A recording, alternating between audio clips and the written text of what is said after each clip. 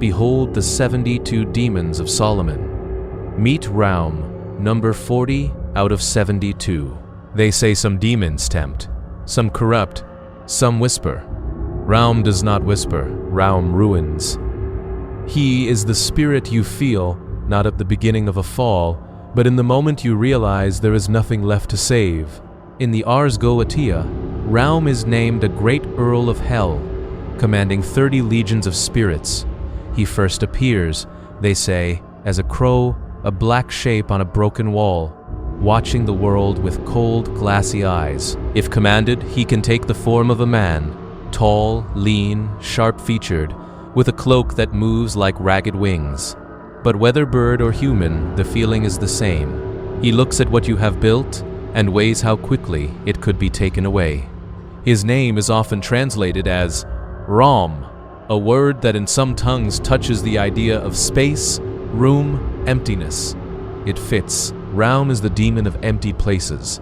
He is described in the grimoires as one who can steal treasures out of kings' houses, carry them through the air to other places, destroy cities and dignities, reveal the past and the future, reconcile friends and foes. On paper, it sounds like a list of tricks. In reality, it paints a very specific picture.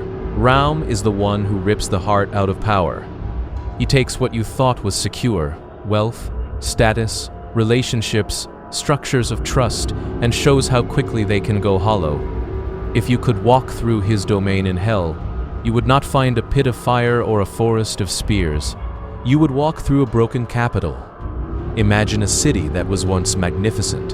White marble halls, tall golden statues, fountains that sang day and night. Now everything is shattered. Columns lie cracked on the ground. Statues are headless. Fountains run dry, their basins full of dust and coins no one will ever spend again. The streets are lined with empty palaces and plundered vaults. Windows gape like open wounds. Paintings hang torn, frames, broken, faces slashed. From high above, flocks of black crows circle, cawing without fear. And somewhere, on a throne made from stolen doors and broken safes, sits Raum, sometimes as a crow perched on the armrest, head tilted.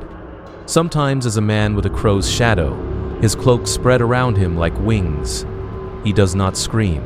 He does not gloat. He simply looks around, satisfied with the silence. This is what he understands best. Not the moment of explosion, but the after. The world once full, now completely, irreversibly empty. Raum's talents in the text sound almost contradictory. He destroys cities. He steals treasures.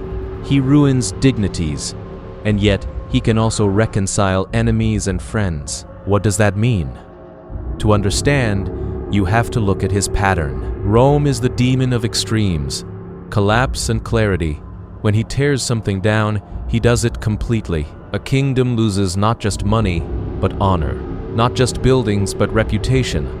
A person loses not just a job, but identity.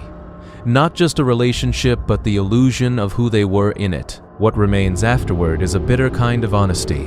With nothing left to defend, people sometimes see each other as they really are. Old enemies realize their hatred was built on the scaffolding of pride. Old friends understand how small their fights were in the face of real loss. In that raw, exposed moment, Raum can pull strings. He can let forgiveness grow from the ashes. Or he can twist the knife and turn grief into permanent rage. He does not create the disaster. He is the disaster. Reconciliation or deeper hatred, that part is human. In human life, Raum's presence is felt whenever there is a fall from high places. You see his shadow in empires that look invincible and then crumble overnight, leaders who seem untouchable and then lose everything in one scandal, families that look perfect from outside until one secret explodes and the entire structure collapses, people who sabotage their own success with one reckless act they can't explain afterward. Raum is there when someone burns their own house down, literally or metaphorically, and then stares at the ruins, unable to say why. He specializes in self-destruction. He doesn't need to steal your treasure with his own hands if he can convince you to throw it away yourself. Psychologically, you can feel Raum in the moment when a voice in your head says, break it, end it, walk away from all of this, not as a clear, rational choice, but as a sudden urge to watch something fall. He manifests as the impulse to quit right before a breakthrough, the temptation to say the cruelest possible sentence just to see what happens, the urge to expose every secret in one night, knowing it will burn bridges that can never be rebuilt, the hunger to smash what you've spent years building. Because you're exhausted and don't know how else to stop, people under Raum's influence often say later, "It's like I wanted to see it all go down." Not because they enjoyed the pain, because they were drawn to the freedom of zero. It is easier, sometimes, to live in ruins than in a complicated world where you are responsible for holding everything together. Raum offers that brutal escape. He is also the demon of stolen value. In the old texts, he is said to snatch treasures from kings' houses and carry them elsewhere. You can imagine this literally: gold vanishing from vaults, jewels disappearing from crowns. But there is another layer. Raum takes intangible treasure too. He steals trust from institutions, dignity from leaders, respect from families, meaning from traditions. He does this through scandals, exposures, sudden reveals that show the rot inside. The fall of a corrupt leader, the collapse of a false holy figure, the exposure of abuse buried for decades. These moments are devastating. Entire communities lose their sense of identity. Yet, in that devastation, truth is also revealed. Raum does not distinguish between what deserves to fall and what is simply in his way. He ruins systems, whether they are just or unjust, but some of what he destroys needs to fall. That is the paradox. Sometimes the only way a lie can be broken is through a disaster. Raum is that disaster given shape. In modern terms, Raum is present when companies implode after years of hidden fraud, cults collapse when their leader is exposed, governments are overthrown and their palaces looted, celebrities lose everything in a wave of revelation about how they treated others. He is behind the feeling of watching a high tower topple, horrified but unable to look away. He also lives in a much smaller place, inside individual lives, when someone says, "I destroyed it, all of it, on purpose."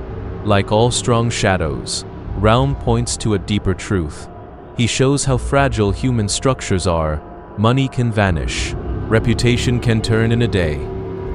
Cities, careers, dynasties, they are all built on agreements and stories. Change the story, change the belief, and the structure cracks.